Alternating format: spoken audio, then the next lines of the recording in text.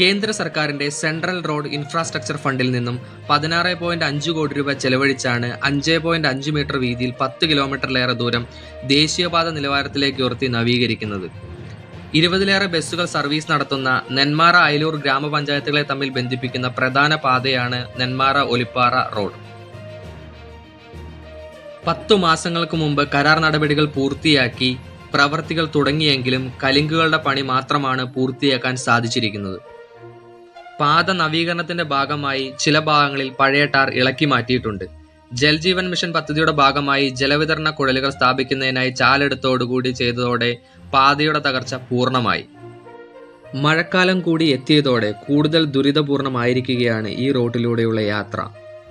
തങ്ങളുടെ ഈ ദുരിതയാത്രയ്ക്ക് എത്രയും വേഗം ഒരു പരിഹാരമുണ്ടാകുമെന്ന വിശ്വാസത്തിലാണ് പ്രദേശവാസികൾ.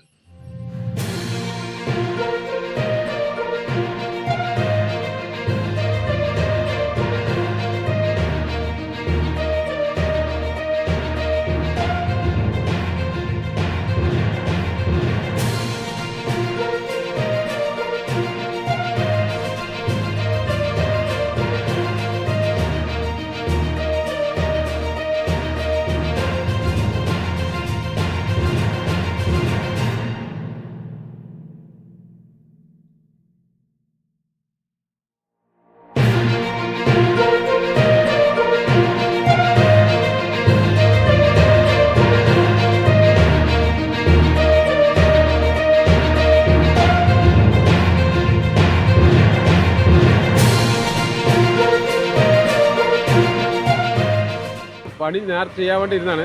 പക്ഷെ ഇപ്പോൾ ആൾക്കാർക്ക് കൂലി കൊടുക്കില്ല എന്ന കംപ്ലൈൻറ്റ് കേട്ട് ആൾക്കാരൊക്കെ പോയി. അതുകൊണ്ടാണ് പണി മെല്ലെ പോകുന്നത് മനസ്സിലാക്കുന്നത്.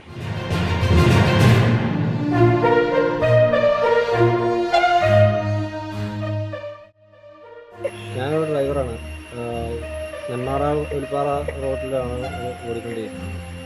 നിലവിലിപ്പോൾ റോഡിൻ്റെ അവസ്ഥയെല്ലാം വളരെ മോശമാണ്. കുറേ കാലമായിട്ട് ഈ കരിക്കുപണിയും ഇതുമല്ലാണ്ട് വേറെ ഒന്നും നടക്കുന്നില്ല. മൊത്തം റോഡും കുഴിയും കാരണം നമുക്ക് യാത്രയ്ക്ക് ഉള്ള ഒരു സൗകര്യവും ഇപ്പോൾ നിലവിൽ അവിടെ ഇല്ല. എത്രയും പെട്ടെന്ന് ഇതൊന്ന് ക്ലിയർ ചെയ്ത് തരണം എന്നാണ് അഭ്യർത്ഥിക്കുന്നത്.